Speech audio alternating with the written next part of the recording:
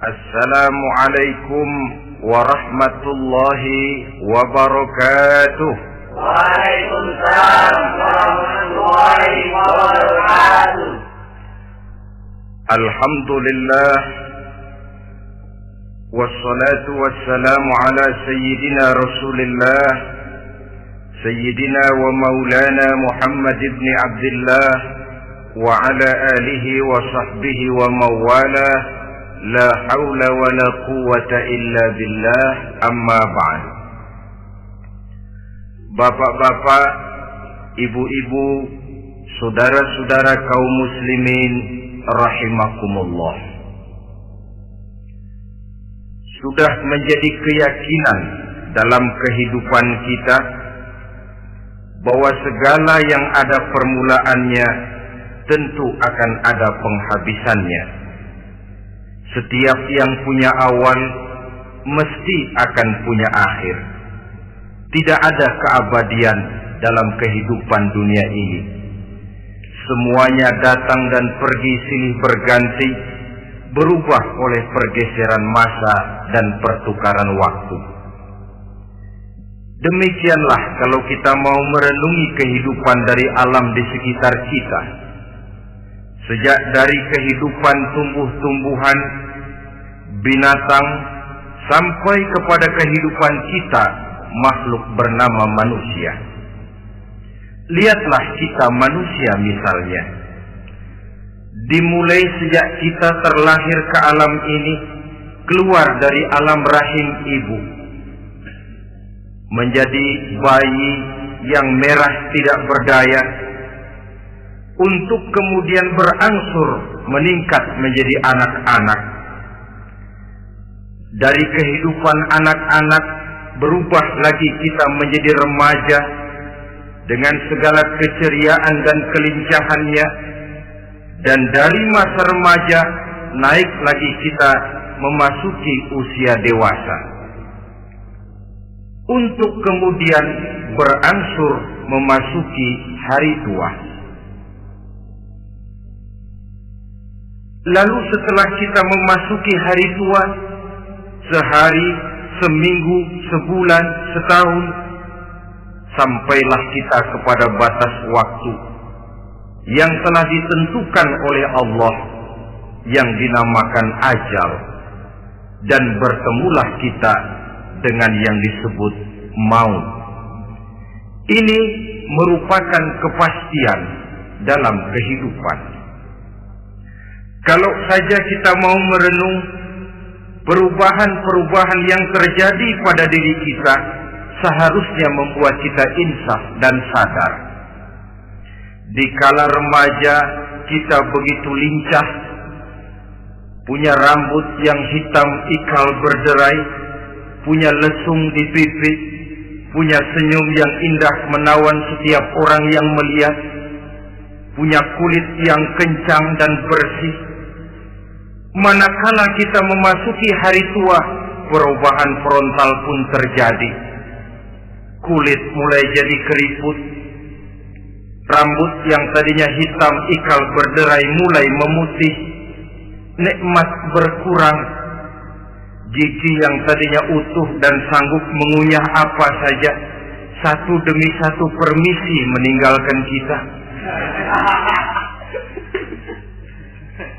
Sangat boleh jadi dikala remaja kita senyum semua orang terpikat, dikala hari tua dengan kulit yang keriput dan gigi yang tidak ada lagi, manakala kita senyum mungkin orang bakal lari dari sekitar kita. Kemana keindahan yang tadinya begitu menawan? Kemana senyum lesung pipit yang tadinya menarik perhatian orang? Pergi meninggalkan kita, berubah oleh pergeseran masa dan pertukaran waktu. Nah, bila maut datang menjemput kita, selesailah kehidupan sampai di situ? Ternyata belum. Kalau lahir merupakan perpindahan hidup dari alam rahim ke alam dunia, maka mati hakikatnya merupakan perpindahan hidup dari alam dunia ini ke alam kehidupan yang berikutnya yang dinamakan dengan alam barzah. Andai kata hidup cuma sekali, secara moral kita sanggup berkata, alangkah tidak adilnya Tuhan. Kenapa? Dalam kehidupan ini kan aneka ragam terjadi. Ada orang yang zalim, ada orang yang dizalimi. Ada orang yang membunuh, ada orang yang terbunuh. Ada orang yang kaya, ada orang yang miskin. Ada orang yang jujur, ada orang yang menghalalkan segala cara. Sehingga banyak ketidakadilan yang terlepas daripada pengadilan dunia. Lalu orang pun bilang, di dunia ini katanya banyak pengadilan tapi sulit keadilan. Di dunia ini mudah mencari pengadilan tapi sulit untuk mencari ketidakadilan. Andai kata hidup cuma sekali, tidak akan ada hidup sesudah hidup yang sekarang ini. Bagaimanakah nasib mereka yang lepas dari pengadilan dunia ini? Alangkah tidak adilnya Allah, andai kata tidak ada kehidupan sesudah hidup yang sekarang. Tentulah akan terjadi di mana orang menghalalkan segala macam cara untuk mencapai tujuan. Yang penting kan saya kaya, yang penting kan saya punya jabatan dan kedudukan tinggi. Kalau perlu jilat atas, jilat atas. Kalau perlu sikut kiri kanan, sikut kiri kanan.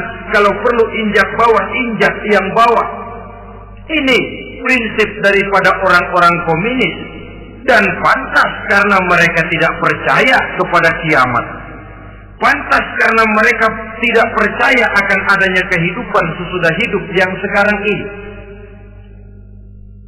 Maka saya menghimbau kepada seluruhnya, kita sudah kadung menyepakati negara ini berdasarkan Pancasila. Kita sudah kadung konsensus bahwa PKI dengan seluruh ajarannya tidak punya hak hidup di bumi Pancasila yang kita cintai ini. Maka salah satu ajaran PKI tujuan menghalalkan cara kita orang Indonesia yang berbudi pekerti luhur, yang punya nilai budaya tinggi, janganlah sampai mencaci PKI, membubarkan PKI, mengutukkan PKI, tapi dalam kehidupan sehari-hari prakteknya prinsip komunis kita pakai. Apa itu? Tujuan menghalalkan cara. Asal sudah tujuan tercapai, cara apapun saja halal. Itu pandangan hidup orang yang tidak percaya kepada adanya hari akhirat. Sebagai muslim yang yakin akhirat ada, kiamat pasti akan datang. Hidup tidak cuma sekali. Maka kalau kita zalim, kalau kita berbuat aniaya, kalau kita melakukan korupsi, kalau kita merugikan orang lain, boleh jadi kita terlepas daripada pengadilan dunia. Tapi ingatlah, kita tidak akan pernah lepas dari pengadilan Allah. Pengadilan Qadhi Rabbul Jalil, di mana kita akan diadili dengan seadil-adilnya. Dan tidak satu perbuatan yang bersifat salah, yang bagaimanapun kecilnya, yang akan lepas dari pengadilan di akhirat itu nanti. Pantas saja kalau satu hari malaikat Jibril datang menasihati Rasulullah sallallahu alaihi wasallam, yang artinya juga menasihati kita semua. Apa kata malaikat Jibril kepada baginda Nabi? Ya Muhammad, ish ma syi'ta wa innaka mayyitun. Hai Muhammad, hiduplah semau kamu, tapi jangan lupa kamu pasti akan mati. Kalau memang dilarang tidak terlarang, dicegah tidak tercegah, kamu mau melaksanakan hidup menurut maumu sendiri, persilahkan, hiduplah menurut mau dan gayamu. Tapi jangan lupa, fa innaka mayyitun, satu saat kau pasti bakal mati. Dan mati itu bukan akhir dari segalanya. Dia babak baru bagi kehidupan selanjutnya. Silakan hidup menurut maumu, tapi jangan lupa kau pasti akan mati. Wa'mal ma syi'ta fa innaka majziyun bih. Kerjakan apa saja yang kamu mau. Kalau kau mau menghalalkan segala macam cara, persilahkan halalkan segala macam cara. Tapi jangan lupa kau akan mendapat balasan dari seluruh amal perbuatanmu. Wa ahbib ma syi'ta fa innaka mufariquhu. Dan cintailah apa saja yang mau kau cintai. Kau cintai anak istrimu, silahkan. Kau cintai harta bendamu, tafadhal. Kau cintai tanah airmu, kau cintai pangkat dan jabatanmu, persilahkan. Tapi jangan lupa, fa innaka mufariquhu. Kau pasti akan berpisah dan akan meninggalkan segala yang kau cintai itu. Apa artinya ini buat kita? Ternyata sesudah maut datang menjemput kita, ada kehidupan sesudah hidup yang sekarang ini. Ini yang mendorong kita untuk dalam kehidupan di dunia ini tidak melakukan prinsip saenake dhewe, semaunya sendiri saja, asal perut kenyang, asal pangkat tinggi, asal harta dapat. Masa bodoh dengan merugikan orang lain, masa bodoh dengan menipu orang lain. Iku jenenge saenake dhewe. Muslim tidak diajarkan. Ingat manusia, setelah kau mati, setelah kiamat datang, kau akan dibangkitkan, kau akan dimintakan pertanggungan jawab tentang kehidupan yang sekarang ini. Saudara hadirin, oleh sebab itu kalau kita bicara soal kiamat, soal akhirat, ini memang masalah yang gaib, yang sepenuhnya tidak bisa dicernakan dengan kemampuan penalaran intelektual. Dasar di dalam membicarakan ini tidak lain adalah iman kita kepada Allah Subhanahu wa ta'ala. Bukan cuma zaman sekarang, dari zamannya Nabi.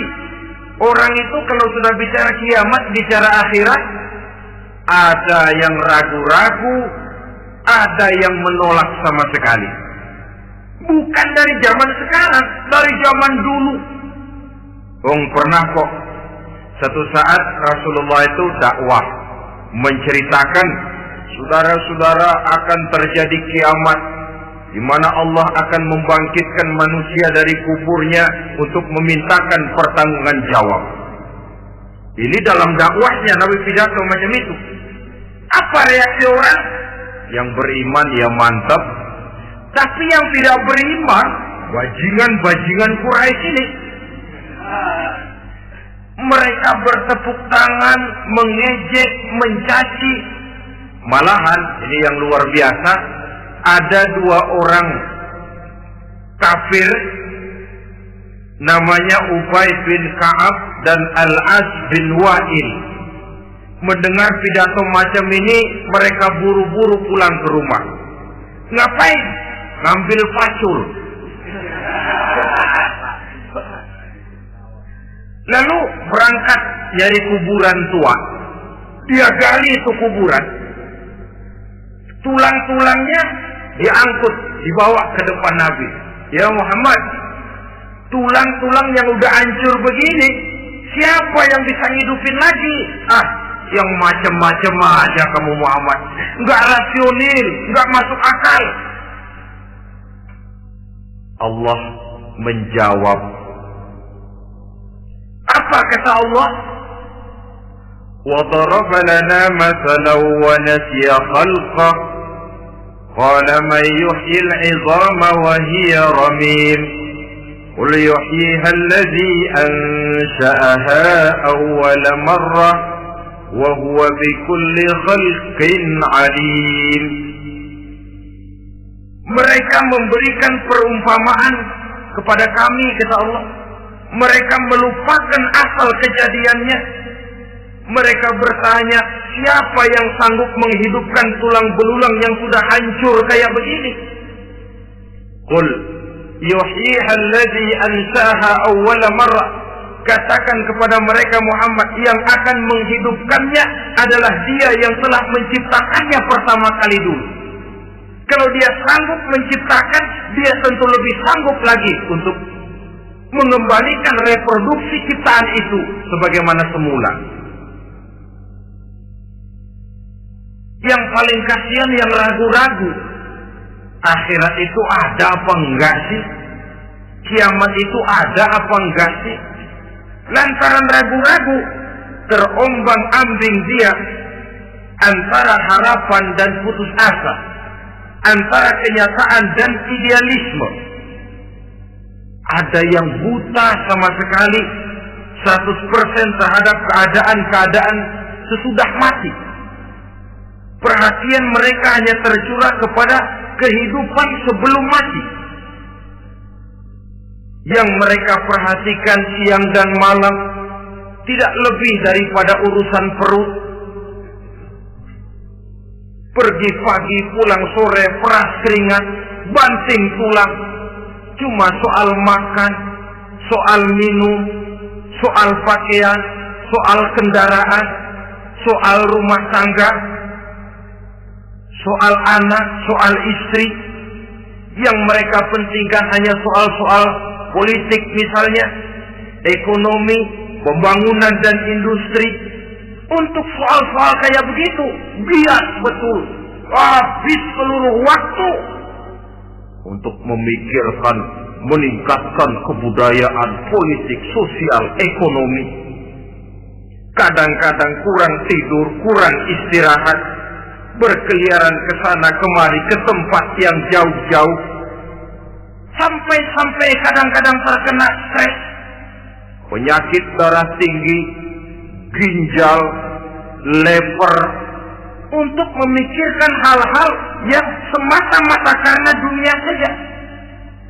Lantas boleh jadi mereka mendapatkan kekayaan yang berlimpah ruah, mendapatkan kedudukan yang tinggi, nama yang semerbak, dikenal orang di barat dan di timur, di utara dan di selatan. Tetapi alangkah kecewanya mereka jikalau datang ajal menjemput nyawa, mati mereka, meninggalkan harta yang banyak, nama yang masyhur. Mereka disebut dengan jasa-jasanya. Radio memberitakan, TV menyiarkan, koran-koran memuat. Bahkan nama mereka kadang-kadang dikenang 2-3 tahun setelah wafatnya. Tetapi dalam pada itu, roh mereka merintih, mengeluh, menderita, karena dilemparkan oleh Allah ke tempat-tempat yang kotor. Penyesalan yang sudah tidak akan ada gunanya lagi. Saudara-saudara kaum muslimin rahimakumullah, oleh karena itu kehidupan akhirat bukanlah dongeng dan takhayul, bukan khurafat dan khayalan. Kehidupan akhirat, hari kiamat adalah kebenaran dan kepastian. Dalam surah Al-Hajj ayat ke-7, Allah Subhanahu wa taala menyatakan, wa anna as-sa'ata atiyatun la raiba fiha wa anna Allah yab'atsu man fil qubur, dan bahwasanya kiamat itu sesungguhnya adalah sesuatu yang pasti dan tidak ada keraguan-raguan lagi di dalamnya, dan bahwasanya Allah sungguh-sungguh akan membangkitkan manusia dari kuburnya masing-masing.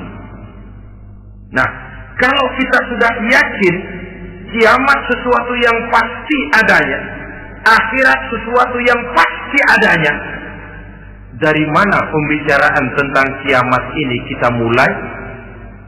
Tentu dari diri kita. Marilah kita mencoba melihat proses perjalanan hidup ini sampai kita memasuki kiamat. Hadirin tidak ada makhluk secantik manusia. Tidak percaya, pernah ke Ragunan? Saudara masuk ke kebun binatang. Segala macam makhluk ada di situ. Ratusan macam jenis binatang. Bandingkan dengan saudara, kira-kira cakep mana?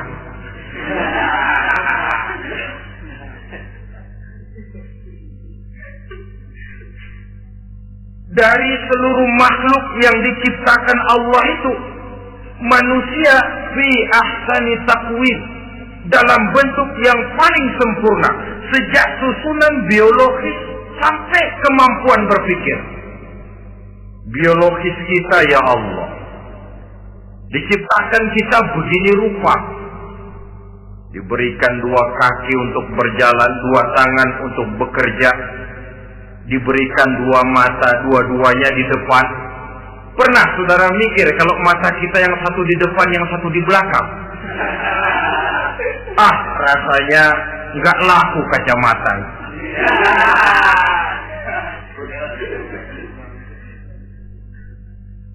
Diberikan hidung dengan 2 lubang. Tahu betul Allah ke bawah lagi lubangnya. Coba pikir kalau lubang hidung kita menghadap ke atas. Aduh, kalau musim hujan repot jagain hidung. Laqad khalaqnal insana fi ahsani taqwim. Sungguh telah kami ciptakan manusia dalam bentuk kejadian yang paling sempurna ketimbang makhluk-makhluk Allah lainnya. Nah, kesempurnaan manusia ini oleh karena hidupnya terdiri dari 2 unsur pokok. Pertama unsur jasmani dan kedua unsur rohani. Jasad dan roh. Jasad yang terlihat sekarang ini, potongan saudara yang ngejedok di depan saya ini jasad saudara. Ini yang berasal dari saripati makanan yang dimakan oleh bapak ibu kita. Lalu hasil kerjasama yang baik antara ibu dengan bapak, terwujudlah kita. Kalimat langsungnya, jasad ini berasal dari tanah yang tadi berubah dari bayi, remaja, dewasa, meningkat hari tua. Yang berubah itu jasmani kita. Kenapa? Karena jasmani itu materi, benda, daya tahannya terbatas. Dia berubah oleh pergeseran masa dan pertukaran waktu. Apa ada orang makin tua makin cakep? Jasmani oleh karena dia materi, dia berubah oleh pergeseran masa dan pertukaran waktu. Nah, yang menyebabkan jasmani itu bergerak karena ada ruh di dalamnya. Ini yang menyebabkan kehidupan. Ini yang menjadi sumber kehidupan, pusat kesadaran dan pengertian dalam kehidupan manusia. Tanpa roh dalam diri kita, maka jasad kita, pernah lihat orang mati? Itu kalau orang mati, coba perhatikan. Apanya yang kurang? Kupingnya masih ada, tapi sudah tidak sanggup mendengar. Matanya masih lengkap, tapi tidak mampu melihat. Jangankan melihat, terbuka saja tidak. Mulutnya masih ada, tapi sudah tidak bicara lagi. Telinganya cukup, tapi tidak sanggup mendengar. Kakinya lengkap, tapi tidak mampu lagi berjalan. Apa penyebabnya itu? Ternyata jasmani kita, jasad ini, manakala sudah ditinggalkan oleh roh, dia tidak akan bisa berdaya apa-apa. Tidak mampu berjalan, tidak pula berbuat, tidak pula bekerja apapun saja. Saudara-saudara, dua-duanya punya kebutuhan. Jasmani ada kebutuhannya, rohani pun ada kebutuhannya. Jasmani yang jelas perlu makan, perlu minum, perlu tidur, perlu pakaian, dan sebagainya. Nah, apabila saat berpisah datang, ajal sampai, berpisahlah roh dan jasad. Dan itulah yang dinamakan dengan maut. Jadi apa sih mati itu? Mati adalah berpisahnya roh dengan jasad. Sebab itu Islam sangat menganjurkan kita untuk banyak-banyak mengingat mati. Bagaimana caranya mengingat mati? Pertama, mati itu kan pasti. Kira-kira yang hadir di sini ada yang nggak mati nggak kira-kira? Semuanya bakal mati kan? Berani? Sekarang mau? Saudara, sebenarnya kalau kita merenung lebih jauh, orang itu tidak perlu takut mati. Walaupun tidak boleh terlalu berani menghadapi mati. Karena bagaimanapun takutnya kita kepada mati, toh dia pasti datang. Bagaimanapun beraninya kita mati, kalau belum ajal, dia tidak mati juga. Jadi Muslim itu kan harus berani menghadapi hidup dan tidak takut menghadapi mati. Mati adalah sesuatu yang pasti. Muslim dianjurkan banyak-banyak mengingat mati dalam kehidupan. Caranya bagaimana? Pertama, berziarah nengokin teman yang sakit. Ya? Suka nengokin teman yang sakit enggak? Oh, itu pahalanya kata Nabi. Menengok orang yang sedang sakit lebih afdol daripada sholat sunnah 1000 rakaat. Apa pernah saudara sembahyang sunnah sampai 1000 rakaat? Nengokin orang sakit pahalanya lebih afdol daripada itu. Kenapa menengoki orang sakit mengingatkan kita kepada mati? Iya ya, ini teman saya yang kemarin segar banget, bercanda sama saya, ketawa sama-sama, sekarang terbaring tidak berdaya, hilang kemampuannya, hilang keceriaannya, sakit. Iya kalau sembuh, kalau ajal, iya sekarang giliran dia, kalau jatuh ke saya. Lalu menghibur teman dengan kata-kata yang enak, yang akan mendatangkan sugesti supaya dia cepat sembuh. Jangan nengokin orang sakit, jujur. Sakit apa lu? Perut. Emang teman gua kemarin sakit begini mati. Wah, itu orang bisa jadi shock lantaran etika kita tidak akan sampai ke sana. Menjenguk orang sakit akan mengingatkan kita kepada mati. Apalagi ziarah kubur. Ada yang orang tuanya sudah meninggal? Nah, kalau ada, ya tidak bisa tiap hari, sekurang-kurangnya seminggu sekali, Jumat pagi misalnya, ziarah kita ke kubur. Sehingga kalau kita masuk kubur kan ada etikanya. Assalamualaikum ya ahlal kubur wa inna insyaallahu bikum lahiqun. Hai penduduk kubur, keselamatan bagi kamu dan kami yang masih hidup sekarang ini insyaallah pasti bakal nyusul kamu. Iya, yang kemarin gagah benar sekarang terbaring tanpa daya. Ini unggukan kuburannya.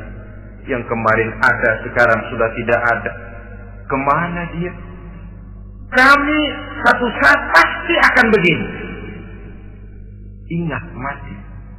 Lalu apalagi yang bisa membuat kita ingat kepada mati? Mengawal jenazah.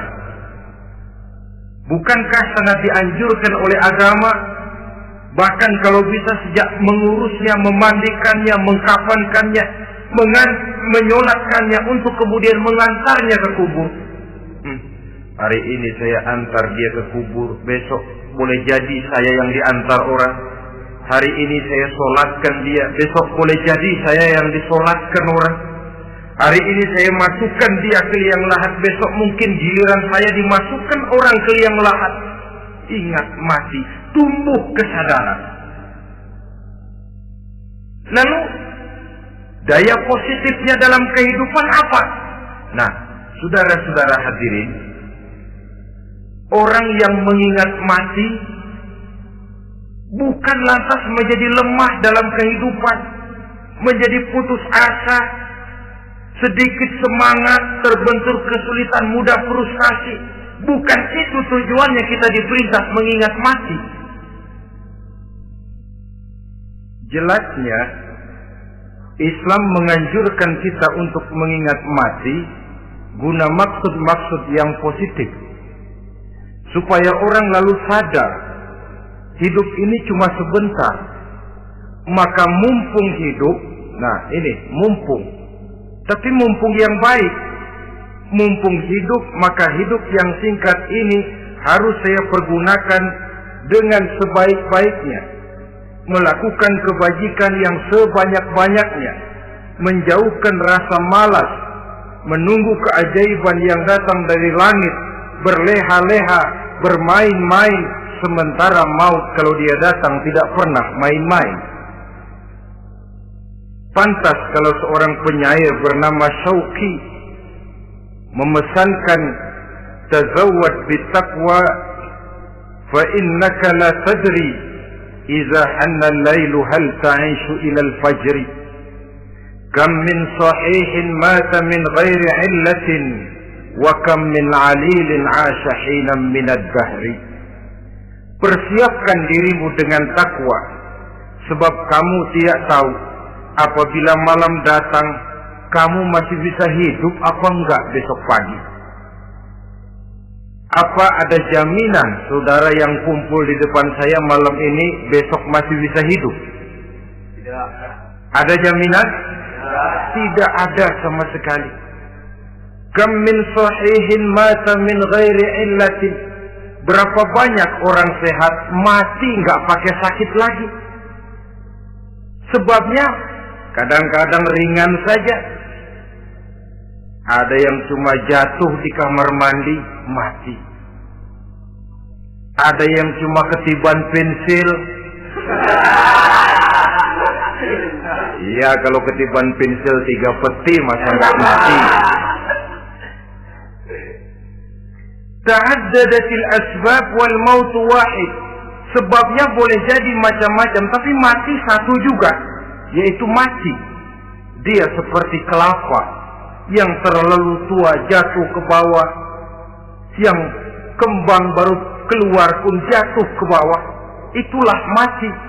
Dia datang menjemput yang bayi, dia datang mengambil yang anak-anak, dia datang juga kepada yang remaja, kepada yang dewasa, kepada yang tua sekalipun. Jangan yang remaja lalu berpikir, gua rasanya mau masih jauh banget mau mati. Ini sesuatu yang pasti yang kita tidak pernah diberitahu kapannya.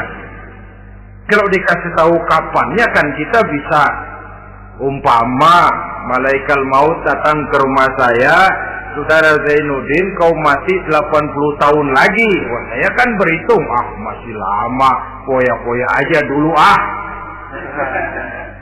Tapi ini tidak pernah diberitahu kepada kita. Lantaran tidak diberitahu itulah kita perlu bersiap-siap dengan selalu mengingat-ingat mati yang mendorong kita untuk berbuat positif. Satu contoh peringatan mati yang mendatangkan positif pada peristiwa ketika turun perintah hijrah. Ketika di Mekah sudah terpepet turun perintah hijrah. Ini sahabat yang berangkat hijrah, jangan dikira semua bulat hati. Ada yang mikir, kalau saya hijrah berangkat dari Mekah ke Madinah, nanti di tengah jalan dicegat oleh kafir Quraisy lalu dibunuh, mati saya. Takut mati. Allah peringatkan, kullu nafsin za'iqatul maut.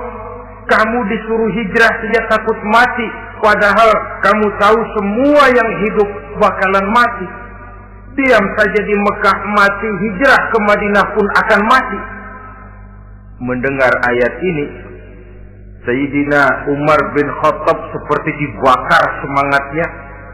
Kalau sebagian sahabat hijrah sembunyi-sembunyi, beliau mau hijrah itu malah bajingan Quraisy dikumpulkan dekat Ka'bah. Pidato, ya ma'syara Quraisy, dedengkot Quraisy, dengerin, besok pagi yang namanya Umar bin Khattab mau hijrah dari Mekah ke Madinah. Siapa yang kepengen kepalanya berpisah dengan badannya, persilahkan cegat Umar di jalanan. Besok dengan tenang dia berangkat hijrah, gak ada yang berani nyegat. Tuh Quraisy juga barangkali mikir, gua ngapain nyegat penyakit. Begitu ingat mati, timbul semangat juang, timbul semangat berbuat. Ini ingat mati yang positif, bukan yang melemahkan semangat. Dah jangan kerja rajin-rajin dah, lu bakalan mati. Ini ingat mati yang salah patah. Ingat mati seharusnya mendorong manusia untuk berbuat lebih tekun. Allah memberikan peringatan, Qul innal mauta allazi tafiruna minhu fa innahu mulaqikum. Katakan, maut yang kamu akan melarikan diri daripadanya, yang kamu takuti benar dia pasti akan datang menjemput kamu. Saudara-saudara hadirin yang saya hormati, datangnya memang tidak kita harapkan yang namanya maut. Tapi sekali dia datang, tidak ada pintu tempat kita lari. Dia memang tidak pernah kita undang. Tapi sekali dia datang, mengetok pintu, kekuatan apa yang bisa menolak? Dia sebuah tanda seru dalam kehidupan. Apa yang menyebabkan orang takut mati? Pertama barangkali karena dia tidak tahu bagaimana kehidupan sesudah mati. Alam kubur gelap, alam akhirat gelap, sehingga dia bingung. Lantaran bingung lalu jadi takut. Yang kedua boleh jadi oleh bayangan-bayangan dosa yang pernah dia kerjakan di dunia ini. Kerjanya cuma menumpuk dosa. Dia gembira, bahagia, tertawa di atas tumpukan dosanya. Merasa segan berpisah dengan seluruh kehidupan ini. Sehingga boleh jadi maut adalah sesuatu yang ditakutkannya benar dalam kehidupan. Tapi bagaimanapun takutnya, tidak ada tempat lari dari dia. Dalam ayat lain Allah jelaskan, Aynama takunu yudrikumul mautu walau kuntum fi burujin musayyada. Di mana saja kamu berada, dalam benteng yang paling tangguh sekalipun, maut pasti akan datang menjemput kamu. Nah, bagaimana caranya maut datang menjemput kita? Bila datang dia, sang malaikat pencabut nyawa, malaikat Israel namanya, hendak mengambil roh kita. Dalam suasana macam begitu, di akhir kehidupan dunia, dalam berhadapan dengan sakaratul maut, terbagilah manusia dalam dua bagian besar. Pertama, yang menghadapi sakaratul maut itu dengan husnul khatimah, baik di akhirnya, sehingga pada saat ruhnya berpisah dengan jasadnya, kelihatan dia seperti senyum, mukanya cerah. Bahkan sebelum itu boleh jadi dia sempat meninggalkan pesan-pesan yang baik. Ada yang sempat azan, ada yang sempat baca Quran. Pernah kan nemui orang yang mau mati seperti itu? Yang sempat azan, yang sempat baca Quran, yang sempat meninggalkan wasiat-wasiat yang baik. Sebab apa? Malaikat maut datang menjemput mereka juga dengan baik-baik. Dicabut ruhnya perlahan-lahan. Tapi sungguh pun perlahan-lahan. Pedihnya, sakitnya tetap tiada tara. Rasulullah Sallallahu Alaihi Wasallam, dikala beliau hendak berhadapan dengan sakaratul maut, diceritakan mencelupkan tangannya ke dalam gelas berisi air, lalu mengusapkannya ke muka beliau seraya berdoa, "Ya Allah, mudahkan saya dalam menghadapi sekarat ini." Beliau juga yang mengatakan bahwa sakitnya sakaratul maut sama dengan 300 kali bacokan pedang. Sehingga kita diajarkan doa, di antara doa selamat itu kan ada Allahumma hawwin alaina fi sakaratil. Ya Allah, mudahkan saya di dalam menghadapi sakaratul maut itu. Ketika ruh ini keluar dari jasad, mata masih mengikuti ruh itu. Jika kadang-kadang ada yang matanya terbelalak dan tidak sempat ditutup, terbuka terus, mengikuti ruh itu keluar dari jasadnya.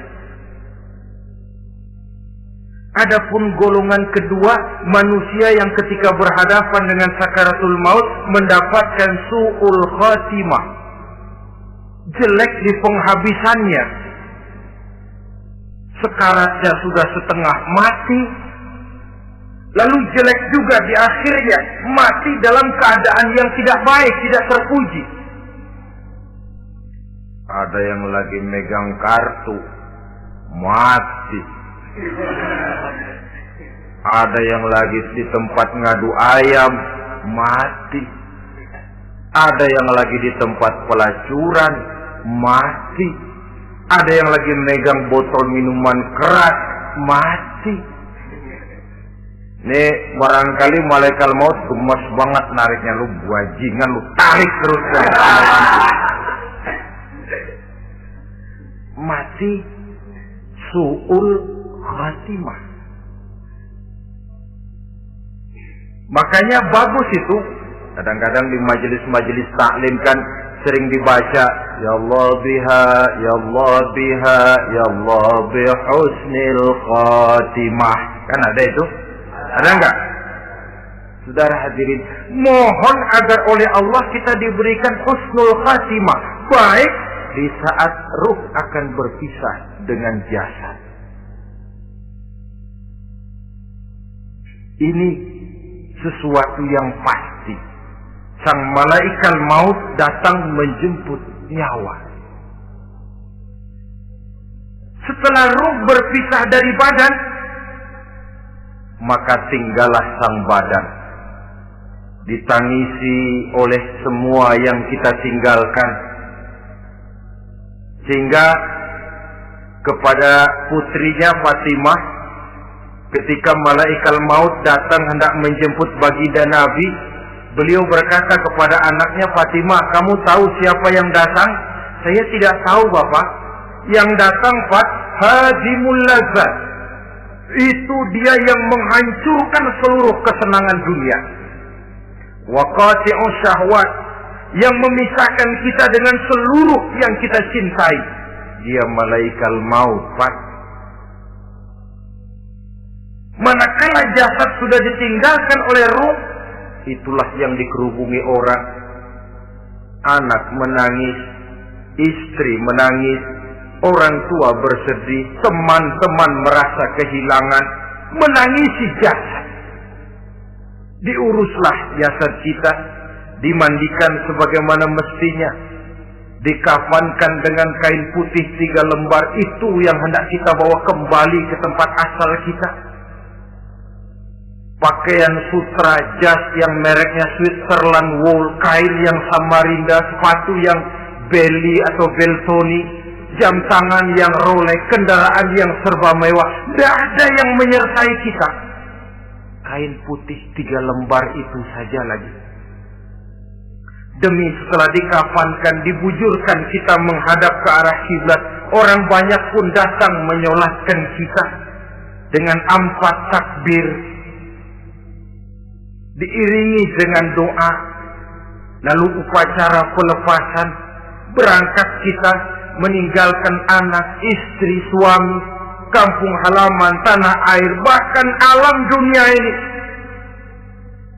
Selamat tinggal alam dan seluruh isinya. Tinggallah yang tinggal. Saya akan kembali ke tempat asal dari mana saya datang, untuk kembali mempertanggungjawabkan seluruh perbuatan saya dalam kehidupan ini. Manakala upacara pelepasan selesailah sudah, dimasukkan kita ke keranda jenazah, digotong orang, bismillah wa ala millati rasulillah, dibawa ke tempat peristirahatan terakhir katanya. Padahal dulu kalau mau kita istirahat, ke villa lah kita, ke Bali lah kita, ke Hong Kong lah kita, ke tempat-tempat tamasya yang indah. Oh, rupanya akan sampai juga perjalanan menuju tempat peristirahatan terakhir, yang luasnya tidak akan lebih dari 2 kali 1 meter. Diusung orang kita, diantarkan orang banyak. Manakala sampai ke atas liang lahat, pengusung jenazah dibuka, diturunkan kita ke liang lahat, dibaringkan. Gumpalan tanah akan jadi bantal kita. Muka dibuka, dihadapkan ke arah kiblat. Setelah itu ditutup liang lahat kita dengan kayu. Masih belum kurang, diuruk dengan tanah. Yang menguruk orang-orang yang tadinya mencintai kita, menyayangi kita. Tapi ketika jasad sudah ditinggalkan ruh, habis rupanya cintanya. Coba jasad kalau sudah ditinggalkan ruh, 3 hari aja di rumah serem. Ya mayit, siapa yang betah nemenin mayit?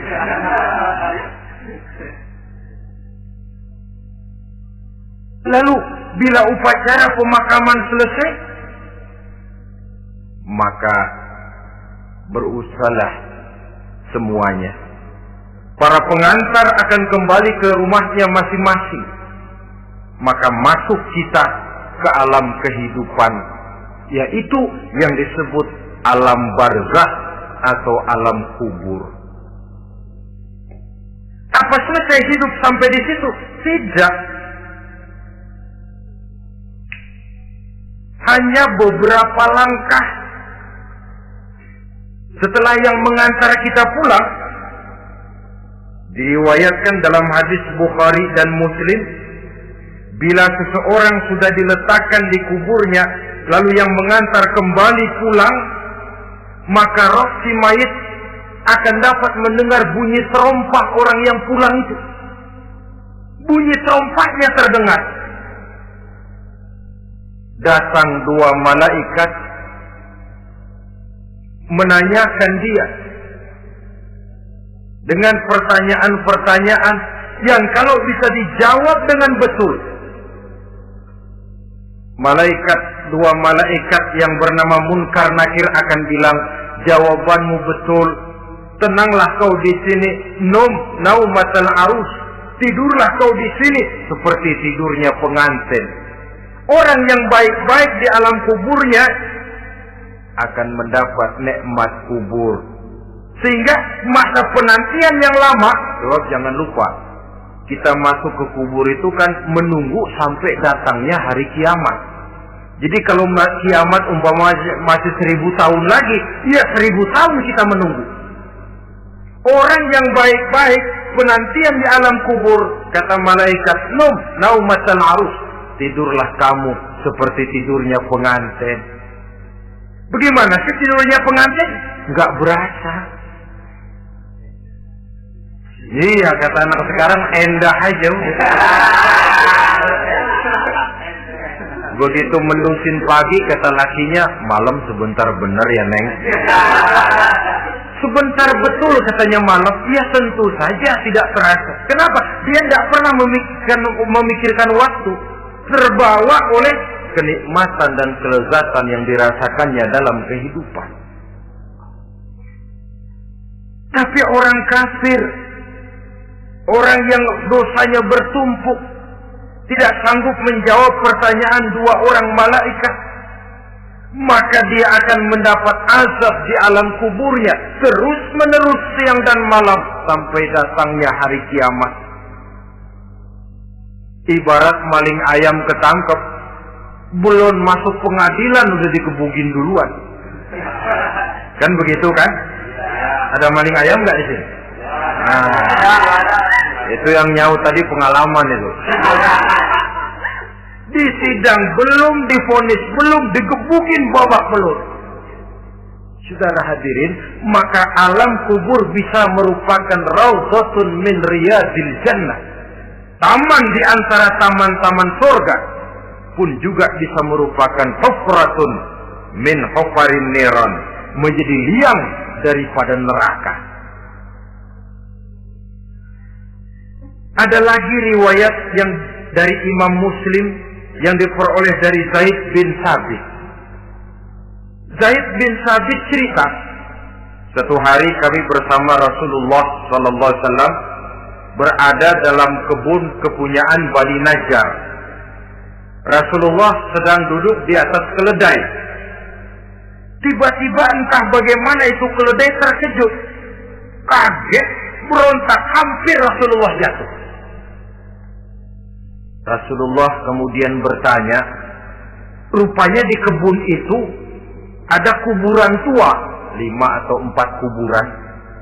Rasulullah lalu bertanya, saudara-saudara, ada yang tahu nggak ini kuburan siapa? Nggak ada ya Rasulullah. Memang kenapa? Ini penghuni kuburnya lagi disiksa oleh Allah. Andai kata boleh saya mohon kepada Allah supaya kamu dengar seperti yang saya dengar, andai kata saja kamu kuat mendengarnya, saya pasti akan berdoa. Tapi sayang, saya yakin kamu pasti tidak akan kuat mendengar mereka mendapat azab di kuburnya. Hadis sahih riwayat Imam Muslim dari Zaid bin Sabit. Kehidupan di alam barzah. Pak, iya kalau yang matinya dikuburin.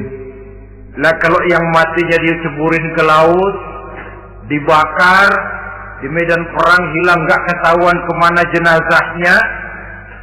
Saudara, hilang kek, dikubur kek, di dalam lautan, direndam kek, itu kan cuma logika kita. Menurut Allah tidak ada perbedaan orang mati dikubur di dasar lautan, atau dibakar sampai jadi abu, atau gugur di medan perang tidak ketemu jenazahnya. Entah mereka tetap masuk ke alam barzakh namanya. Jasad boleh hancur, tapi roh sebagai sumber kehidupan, pusat kesadaran dan pengertian, dia tetap ada, mengalami kebahagiaan dan kegembiraan, atau mengalami kepedihan dan penderitaan, bergantung kepada amalan yang kita lakukan dalam kehidupan di dunia ini. Maka dalam Yasin tadi kan jelas, Qul yuhyiha alladzi ansha'aha awwala marrah. Yang menghidupkan mereka yang dikubur di dasar lautan, mereka yang dibakar sampai jadi abu, yang akan menghidupkan ialah Allah yang menciptakan mereka dulu pertama kalinya. Jadi kalau sudah ada aslinya, ya tentu tidak perlu contoh lagi, akan sangat mudah membuatnya. Orang tua kita, keluarga kita yang sudah berpulang, mereka di alam barzakh sekarang ini bisa mendapat nikmat kubur, bisa mendapat azab kubur. Bergantung amalan mereka dalam kehidupan di dunia ini. Dalam Musnad Imam Ahmad dan Sahih Abi Hatim malah ada tambahan riwayat. Orang yang banyak kebajikannya di dunia, amalannya akan datang menemani dia. Sholatnya dekat kepalanya, puasa sebelah kanan, zakat sebelah kiri. Menghibur dia. Malahan dikatakan berbentuk orang yang cantik menemani dia di alam kuburnya. Aneh dia tanya, man anta lam ara fid dunya ajmal minka. Siapa kamu? Di dunia ini belum pernah saya melihat orang secantik kamu. Dia jawab, ana amaluka sholeh. Saya adalah amalmu yang soleh yang kau kerjakan waktu di dunia. Saya sekarang diperintahkan untuk menemani kamu di sini. Alhamdulillah. Sedangkan amalnya yang jahat akan datang dalam bentuk yang menyeramkan menemani dia di sana. Bayangin deh, di kuburan ditemenin yang serem-serem. Sama juga di dunia. Di dunia, kalau kita di tempat gelap ditemenin orang cakep, enak nggak? Wah, pengalaman. Tapi coba bayangin, sudah tempatnya gelap, yang nemenin jelek nggak ketulungan, gerah kita.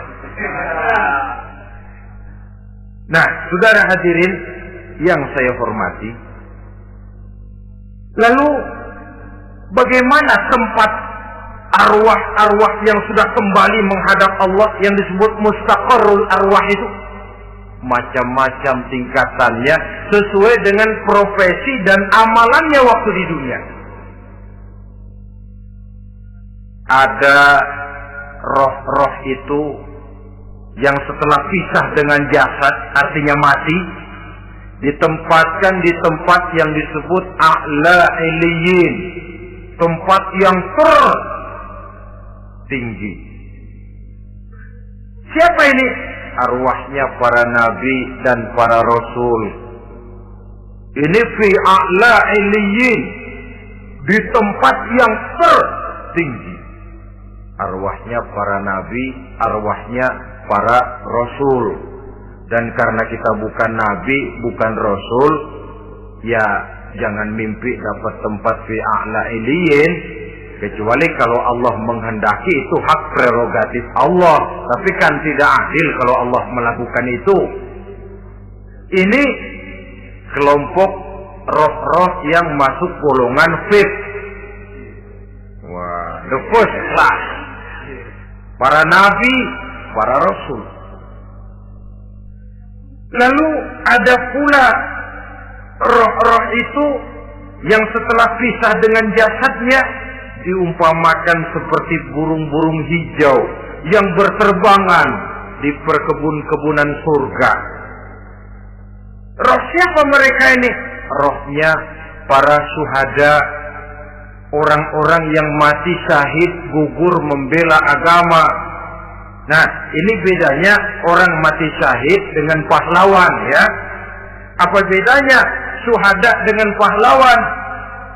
Kalau syuhada, orang yang gugur membela agama, niatnya karena Allah, mati syahid.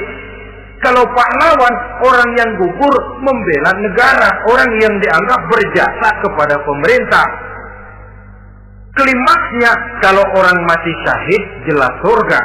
Tapi pahlawan, belum tentu surga. Kenapa? Bergantung kepada negara macam apa yang dibelanya dan pemerintah model mana yang dibelanya. Di negara-negara komunis misalnya, banyak nggak pahlawan? Dengan sekian tanda jasa yang mati di medan perang dan sebagainya. Kira-kira pahlawan komunis masuk surga nggak? Ya, kalau pahlawan komunis masuk surga, kita nggak kebagian kapling di surga barangkali. Inilah bedanya pahlawan dengan orang mati syahid. Kemudian ada pula roh itu yang tertahan di pintu surga. Tertahan di pintu surga. Ini seperti tadi, orang yang mati syahid, tapi masih ada kaitan di dunia. Rasulullah pernah ditanya orang, ya Rasul, kalau saya maju ke medan perang bela agama, mati syahid, apa saya masuk surga? Iya, masuk surga. Kecuali kata Nabi, kalau masih punya utang. Nah, tertahan di pintu surga. Ada pula roh itu yang tertahan di alam kuburnya. Ini umumnya seperti tadi itu. Ada mempunyai dosa, mempunyai kesalahan, sehingga merasakan azab kubur. Ada juga roh itu yang tertahan di permukaan bumi. Mereka yang dalam hidup selalu menumpuk dosa-dosa yang besar, meninggal sebelum keburu untuk bertaubat. Saudara hadirin yang saya hormati, inilah yang kita khawatirkan. Sebab jikalau pada saat roh sudah datang, jikalau saatnya roh datang berpisah dengan jasad, menemukan sakaratul maut, saat itu taubat sudah tidak akan ada gunanya lagi. Masuk ke alam kubur, mendapat azab kubur sampai datangnya hari kiamat. Berapa lama di alam kubur ini? Menunggulah kita sampai datang saatnya kiamat. Nah, saudara-saudara, apa tanda-tanda hari kiamat? Kapan dia akan datang? Bagaimana hal ihwal manusia pada saat terjadi kiamat? Bagaimana alam ini? Bagaimana perhitungan di padang mahsyar? Insya Allah akan saya ungkapkan pada bagian kedua dari ceramah ini. Insya Allah kita akan lanjutkan pembicaraan ini sampai kepada terminal paling akhir, surga dan neraka. Inilah saja pertemuan kita pada kesempatan kali ini. Terima kasih banyak atas segala perhatian. Mohon maaf atas segala kekurangan. Wabillahi taufiq wal hidayah. Wassalamualaikum warahmatullahi wabarakatuh. Waalaikumsalam warahmatullahi wabarakatuh.